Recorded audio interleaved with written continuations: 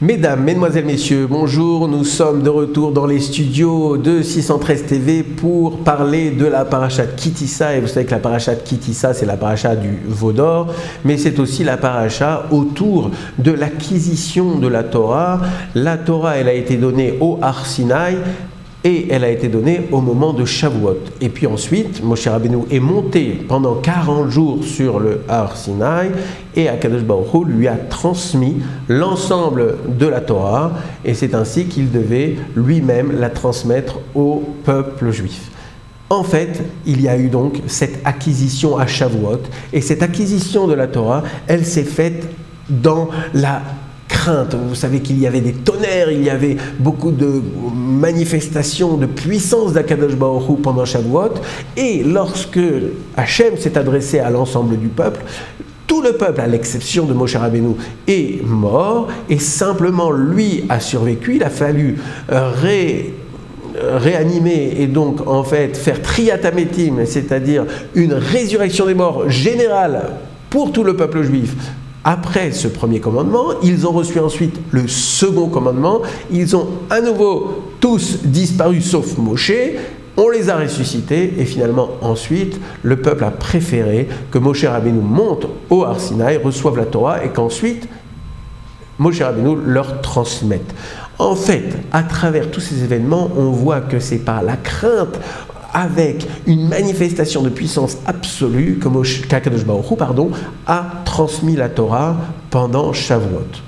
On dit même qu'il a renversé la montagne sur le peuple juif et qu'il leur a dit attention, soit vous acceptez la Torah maintenant, soit je renverse la montagne sur vous. Et à ce moment-là, les Bnei Israël ont accepté. Mais ça, c'est un petit peu sur la contrainte. Et donc, on peut se demander si les Bnei Israël ont vraiment voulu accepter cette Torah. Eh bien oui, ça s'est fait plus loin dans l'histoire, ça s'est fait à Purim. Et à Purim, les Bnei Israël ont reçu la Torah à cette fois-là avec joie et avec simcha.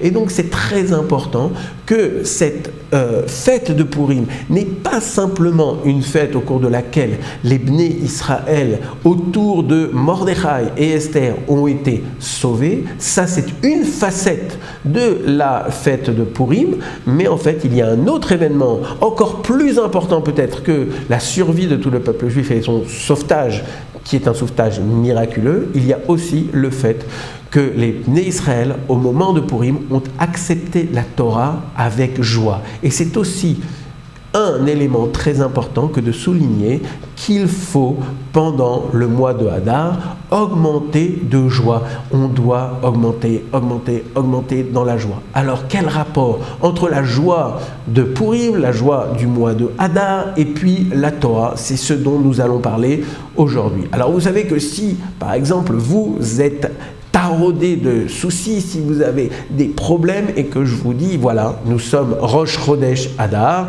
nous devons augmenter de joie, alors sois plus joyeux. Ben, c'est très très difficile parce que comment faire pour augmenter sa joie lorsque ça n'est pas naturel? Est-ce que la joie, c'est quelque chose qu'on peut travailler? C'est-à-dire qu'aujourd'hui, je suis mélancolique et puis demain, Rosh Chodesh Hadar survient, alors je dois commencer à être joyeux. Est-ce que ça se fait sur commande? Moi, je peux vous dire que c'est très très difficile. Comment faire en sorte pour que l'on puisse être joyeux au mois de Hadar? Alors, on va essayer de réfléchir, qu'est-ce qui provoque la non-joie pour ensuite essayer de comprendre comment arriver à la joie. Alors, la non-joie, c'est quoi? La non-joie, c'est qu'en fait, on est particulièrement taraudé de soucis. Mais attention, comment cela se fait-il? Prenons l'exemple d'un enfant en bas âge. Est-ce que lui n'est pas joyeux? Bien évidemment, il est joyeux. Pourquoi? Parce qu'il a toute une série de signes autour de lui qui font qu'il est absolument heureux. Surtout, il n'est responsable de rien. Il lui arrive d'avoir de la peine, mais cela ne joue pas sur sa joie. Un jour, il pleure, même un instant, et puis ensuite, sa joie revient. Donc, il est naturellement joyeux. Et puis, au fur et à mesure du temps, on commence à grandir et on commence à devenir adulte. Et lorsque l'on devient adulte, on prend des responsabilités. Et ce sont ces responsabilités qui font que la joie devient beaucoup plus difficile à vivre et à obtenir. Pourquoi? Parce que lorsque l'on est talonné de responsabilités, eh bien cela influe sur notre simcha, sur notre joie. Et donc en fait, ça n'est pas la tristesse qui est l'inverse de la joie, c'est plier sous la charge des responsabilités. Ainsi, le Rav Schwab, qui habite à Beit Vagan et qui est le responsable du séminaire Bet Rachel, me racontait un jour que au moment de la guerre, en 1942, il a dû quitter ses parents et traverser l'ensemble de la France avec ses deux sœurs. Ils n'avaient pas plus de 10 ans et ils ont traversé seuls l'ensemble de la France pour arriver jusqu'en Suisse. Et donc ils ont vécu des événements très très forts tout au cours de la guerre. Et il me confiait qu'après la guerre, eh bien, ils n'étaient plus des enfants. Et pourquoi ils n'étaient plus des enfants? C'est parce qu'ils avaient acquis des responsabilités que vivent généralement les adultes. Eh bien, c'est ça, être un adulte. Un adulte, c'est acquérir des responsabilités. Et quand on acquiert des responsabilités, eh bien, ça nous taraude tellement que ça nous élimine notre joie. La différence qui existe entre un patron et un salarié. Vous prenez par exemple un patron, il est préoccupé par la concurrence de sa société, il est préoccupé par le niveau du dollar par rapport à l'euro et par rapport au shekel et par rapport au yen, et puis il est préoccupé par la concurrence et par les soucis de l'évolution de son marché, alors que le salarié, lui, il vient travailler le matin, il fait ce qu'il doit faire pour son patron et pour obtenir son salaire, et puis il rentre chez lui. Alors bien évidemment, il y a parmi vous sans doute des salariés qui sont très consciencieux et qui se préoccupent de la santé de l'entreprise, mais malgré tout, en fait, ça c'est une préoccupation qui a pour objectif de maintenir son emploi. Et donc en fait, on se préoccupe de la santé de l'entreprise pour réaliser que l'on doit conserver son emploi pour d'autres responsabilités, celles-là, c'est-à-dire les responsabilités familiales qui veut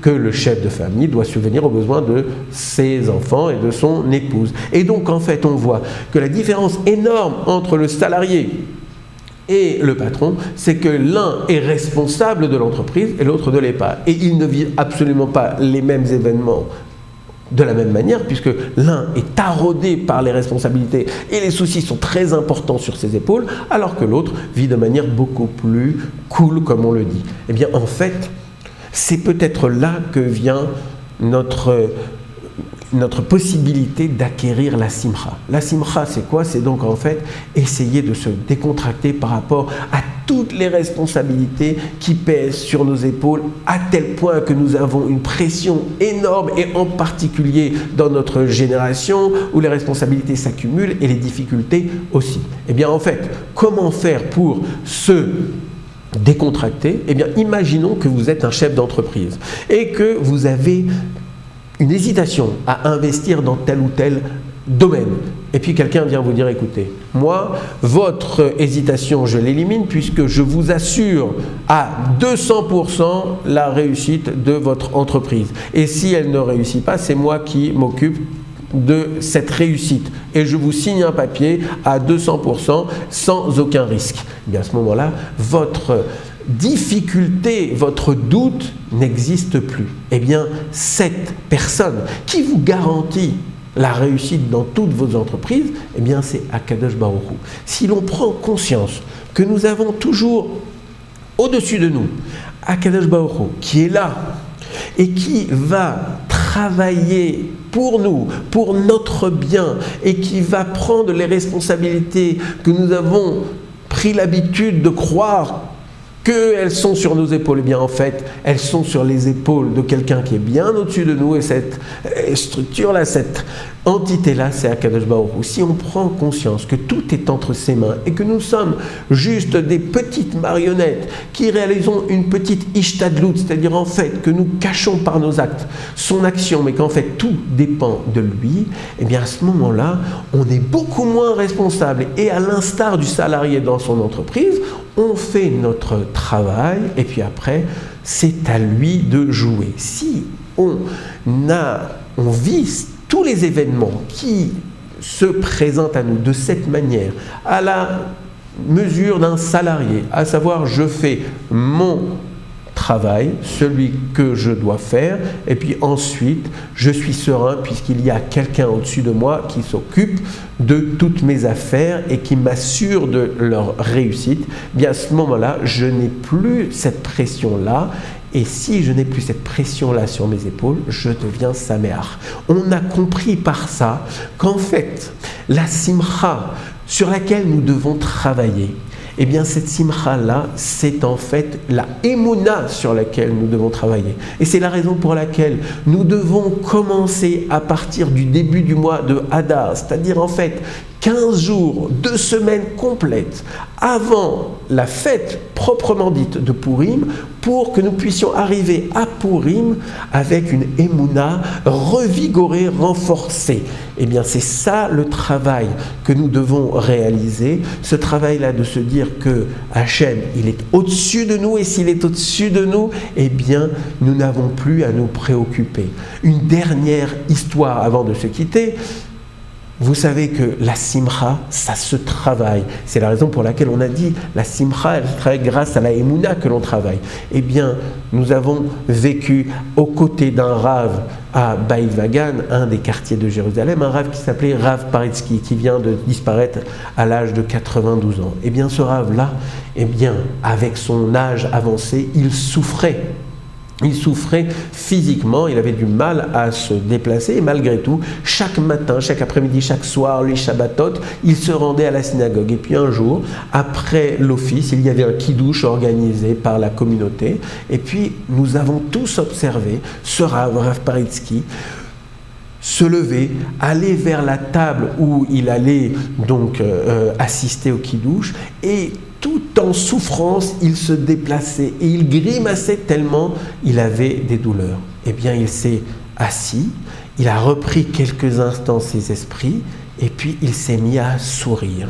Eh bien, en fait, il a travaillé sur la simcha. Travailler sur la simcha, c'est un travail que nous pouvons tous faire chacun autour de nous. Ça n'est pas, bien évidemment, totalement évident, c'est un travail de chaque instant, mais si nous travaillons sur cette simcha, eh bien non seulement nous vivrons une vie beaucoup plus épanouie et beaucoup plus heureuse, mais nous permettrons à l'ensemble de notre entourage d'être plus heureux. Alors ça vaut vraiment la peine, on va essayer tous de prendre de bonnes résolutions autour de cette simcha et à l'occasion de la fête de Purim pour que nous soyons saméach et pour que nous puissions vivre ensemble toute une vie harmonieuse, pleine de joie.